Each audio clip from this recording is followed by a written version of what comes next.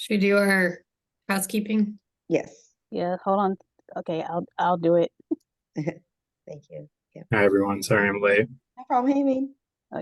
Welcome committee members, liaisons, and members of the public to the Legal Services Trust Fund Executive Committee meeting. We are using Zoom with the goal to foster a more inclusive environment and effective meeting. If you would like to comment during the meeting, please use the raise hand feature. Please utilize this tool to virtually indicate that you would like to speak in order to help the chair facilitate the meeting. A friendly reminder that this is a video conference and to please be aware of the surroundings behind you. All Legal Services Trust Fund Commission and committee meetings will be recorded and posted to the State Bar's website. Zoom captioning is available. To enable, select the live transcript at the bottom of your Zoom screen and then select Enable Auto Transcript. Thank you. Thanks, Kim. Should we do roll call? Al-Saraf, Present. Connolly. Here. Okay, we have quorum, and we have our JC liaison, Selena's here, and we have Elizabeth and Lauren are here who will be presenting. Great. Before we get into substantive stuff, is there any public comment? Any members of the public? No. No, no members of the public. Oh, Selena has her hand raised. What's up, Selena? This is just good news. I wanted to make sure that trust fund commissioners had seen the news. I already shared it with Juan and Elizabeth that Mackenzie Scott gave a significant amount of funding to legal aid yesterday. Did y'all see already? Okay, yeah, it's just great news, and I thought the committee should be aware of it. Lots of gifts to other parts of the country too, but California got 9 organizations got good chunks of money. Right. That's great news. Thank you for sharing that with us.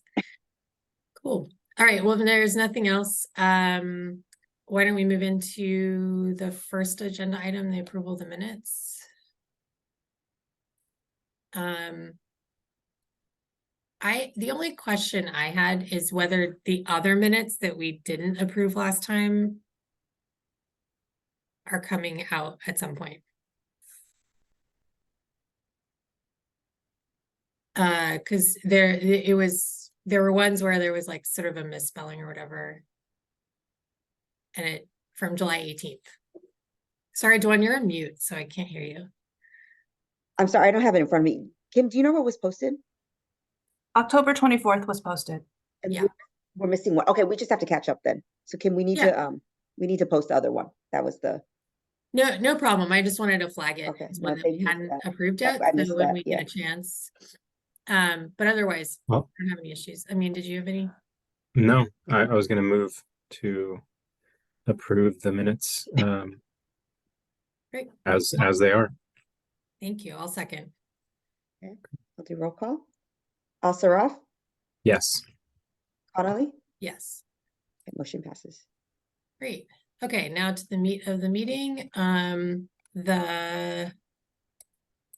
course, I'm going to blank on the term. Oh, the Legal Aid Leaders Fellowship Grants. So I'll turn it over to Lauren, Elizabeth, which of you guys are going to present? Yes, I'll present. Thank you. Awesome. Thanks.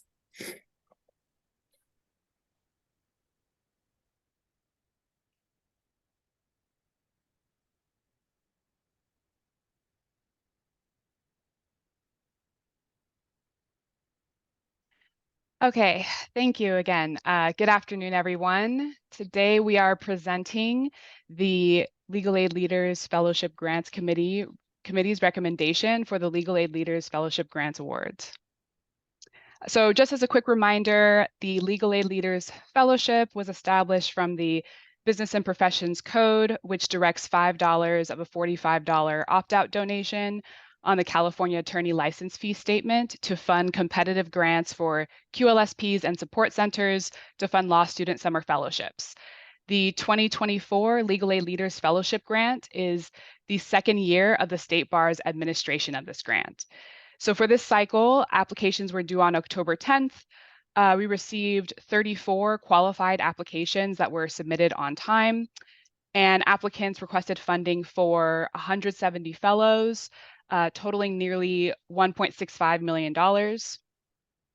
Most applicants requested funding for between 1 and 8 fellows, And these applicants described opportunities for fellows to gain practical experience and skills such as legal research and writing, client interviewing, facilitating legal clinics, and assisting attorneys in all aspects of direct legal representation. There were 2 review teams. Each review team had 2 staff members and 2 committee members, and each review team reviewed roughly half of the applications. So staff reviewed and calibrated all applications, and the full committee had a calibration meeting on November 13th to ensure consistency in the approach to scoring, and they held 2 more calibration sessions each for the remainder of the applications. There were 100 points possible. So 70 points possible for the selection criteria and 30 points possible for funding preferences. Scores range from approximately 59 to 91, with an average score of approximately 80. For the selection criteria, scores range from approximately 39 to 70, with an average score of 60. And for funding preference, scores ranged from 10 to 30, with an average score of approximately 20. In making funding award recommendations, staff considered a number of factors. We considered the grant's purpose defined by statute, which is for the purpose of supporting law students interested in pursuing a career in legal services for indigent persons. It also specifies preference to fund proposals for fellowships serving rural or underserved communities and that serve clients regardless of immigration or citizenship status. We also considered the overwhelming support for the grant opportunity from grantees in law schools. And the statute specifies that this is a competitive grant process, so we wanted to ensure that the process was in fact competitive. We also considered that this would be an opportunity for many of the applicants to fund law students at a living wage when they otherwise would offer limited or no compensation at all. So we presented the committee with 2 funding scenarios. The committee voted to recommend funding scenario number 2. In this funding scenario, we prioritize the applications with top overall rubric scores. However, the scenario also provides funding in part to all applicants using a tiered approach that offers the greatest potential awards to the organizations with the strongest applications, while ensuring all qualified applicants benefit from the grant. So in the top tier, there were 4 applicants with an overall score over 90 and above who would receive full requested funding. For these organizations, the total number of fellows requested ranges from 2 to 5. And then in the middle tier, there are 16 applicants with scores between 80 and 89.3 who would receive funding for 1 or more fellows. We determined this by going down the list of organizations and adding 1 fellow until we reached their maximum requested or until the funding ran out. For organizations in the middle tier, the distribution would provide funding for between 1 and 5 fellows per organization. And in the last tier, there are 14 applicants with an overall score below 80 who would receive funding for 1 fellow. The scenario allows for 77 fellows at 34 organizations to be funded. And so, as I mentioned earlier, the committee voted to recommend funding scenario 2, which would fund a greater number of organizations. Also understanding that there is an overwhelming need for dedicated funding to support law student interns, and creating a large statewide network of organizations with the ability to compensate law students will increase the reach to law students considering a career in legal aid. The funding scenarios in the previous slide were developed using the revenue amount received in 2023. The actual revenue for this grant will be confirmed in March of 2024. So the amount of funding available to award grantees may vary once the revenue from the 2024 attorney licensing fee statement is determined. So the committee voted to recommend that the executive committee delegate authority to staff to modify the distribution of awards based on the funding amount identified in March 2024 using the method in the selected funding scenario. Also, grantees are required to identify their fellows by May 1st, 2024. If a grantee has yet to recruit a fellow by that date, it will be required to return its award so that State Bar can reallocate the funding to another applicant. Additionally, in the event that a successful applicant decides that they cannot accept the funds, funds would also need to be reallocated to another applicant. So due to this short time frame, the committee voted to recommend that the Legal Aid Leaders Fellowship Grants the committee voted to recommend that the executive committee delegate authority to staff to reallocate any returned or declined funds to applicants based on the method in the selected funding scenario. And before I go to the next slide will be the recommendation. So I wanted to pause here to see if there were any questions. I had a quick question just on the if there's if we go with funding scenario 2, which sounds like a great plan, and there's like either there's more funds or some funds have to be returned by an organization. I'm just curious, like, how would the reallocation go according to that? Would it sort of everyone gets a little bit of money, or is it the idea that, like, you know, someone would get an extra fellow? Or I'm just curious about that part of it. Right. So for funding scenario 2, it's that middle tier that has the opportunity to potentially gain more fellows if there is more funding.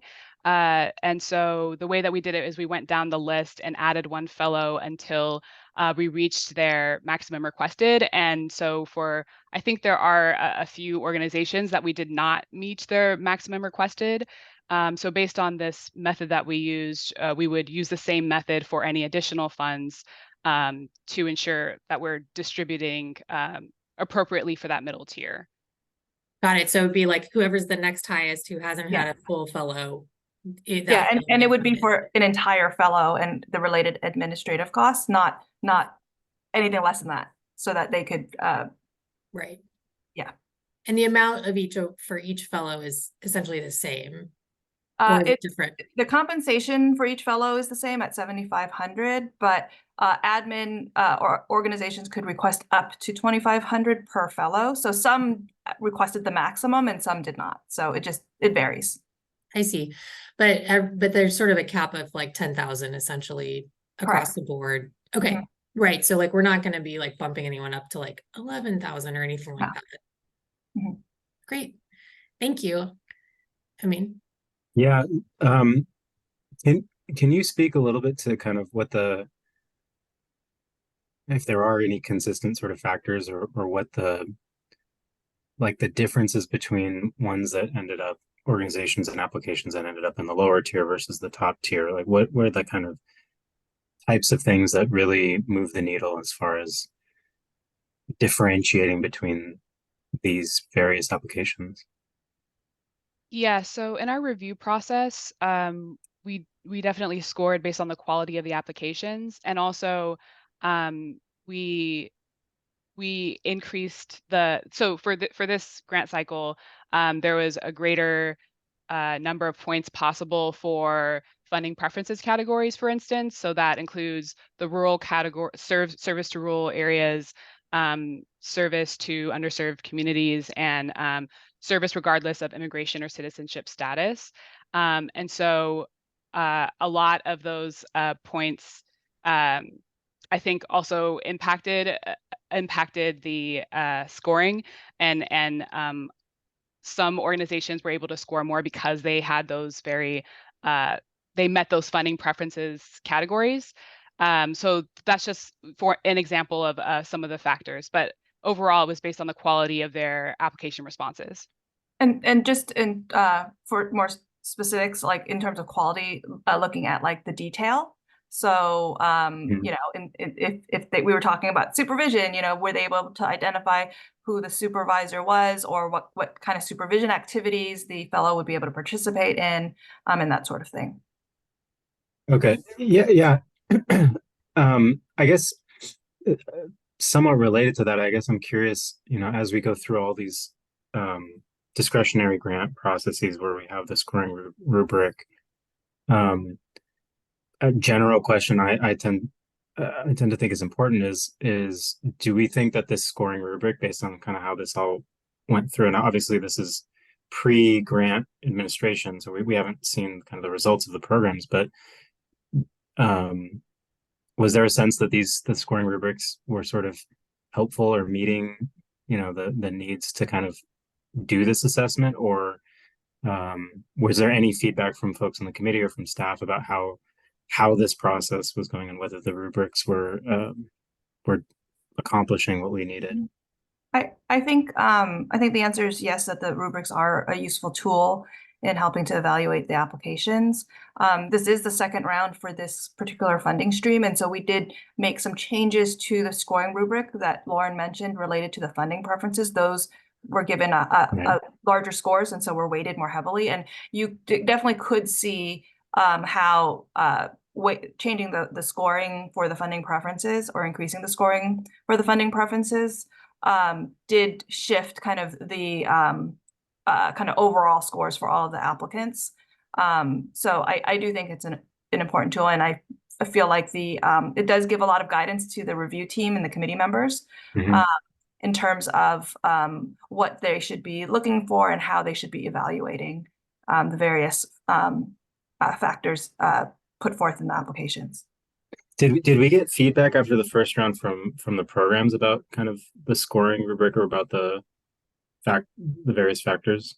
Not from the programs. We got Okay. feedback from the committee members. I think kind of in general, feedback from the programs kind of anecdotally was just very positive in terms of receiving the funding. And then we have just collected the evaluations for this grant along with surveys of the law students.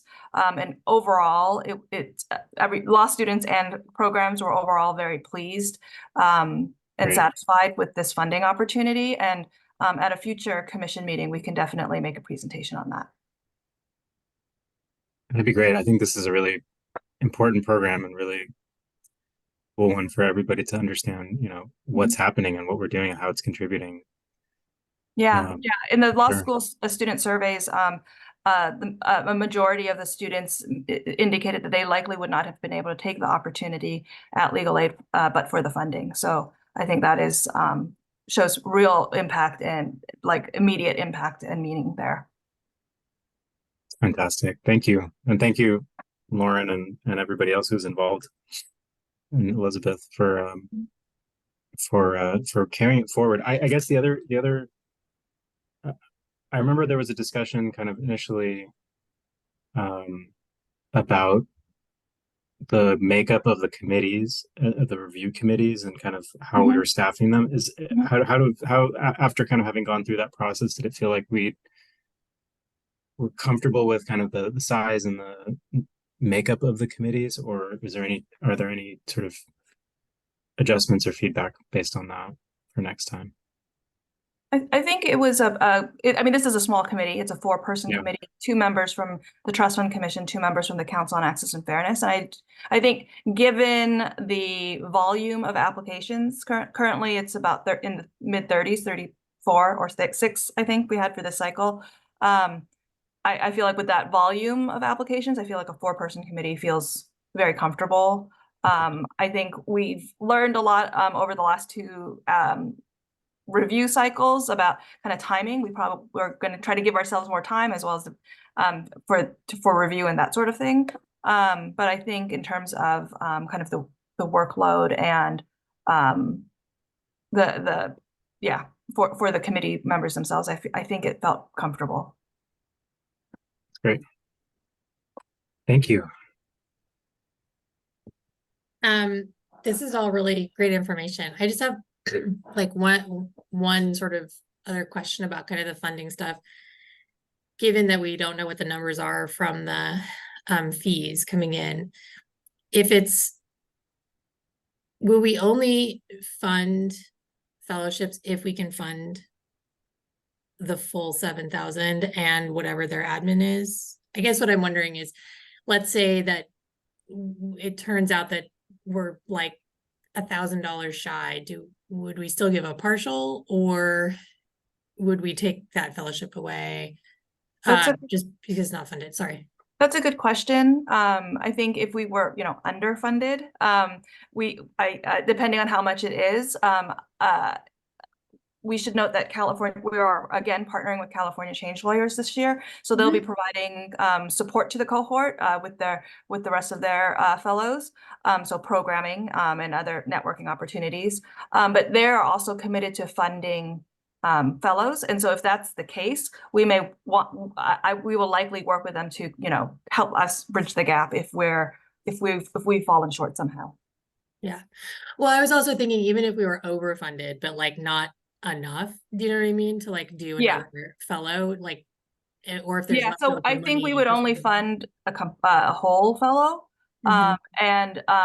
You know, this legislation is only in effect for 2 years and expires next year. Assuming that it is reauthorized, Fingers crossed. fingers crossed, we would then roll it into the next year cycle. Perfect. That's great. I was just curious. Awesome. This all looks great. And thank you guys so much. I know this was like on a fast turnaround and you've been doing a ton of work with the committee and stuff. So, you know, very much thank you for all of this. And I think our questions are mainly more of just educating ourselves, not trying to put anyone on the spot, obviously, or hopefully you don't feel that way. Do you mind moving to the suggested resolution? Yes. Great.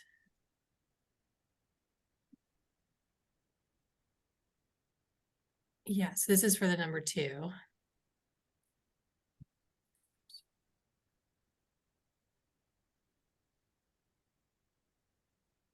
Yeah, okay. The only thing, I don't think this needs to be in the resolution, and I assume this is true, but I just want to make sure you'll report back to the commission with kind of what the ultimate awards will be. Yes. You know, if there's like changes. Okay. Mhm. Great. I mean, do you have any? No, I'll make the motion. Great, I'll second it. Okay, I'll do roll call. Al-Sarraf, Yes. Connolly, Yes. motion passes. Great. Thank you guys. I'm so excited about this program. I was just reading a bunch of articles that were talking about you know, access to rural courthouses, access to legal aid services in general, trying to stay educated for this role. And so I think it's amazing that California passed this, and hopefully we can, you know, advocate with the legislature to let this go again. Fingers crossed. So let us know what we can do to support staff on any of that. And Elizabeth's on that, the advocacy. She has the handle on it, and we'll keep an update on. Great. Cool. Is there any other business? No. All right. I guess we'll see everyone in about a week for the full commission meeting. Thank you all Great. today. Thank Have a you. great everyone. one. Thank you, everyone. Take care. Thank you. Take care. Enjoy the rest of your afternoon.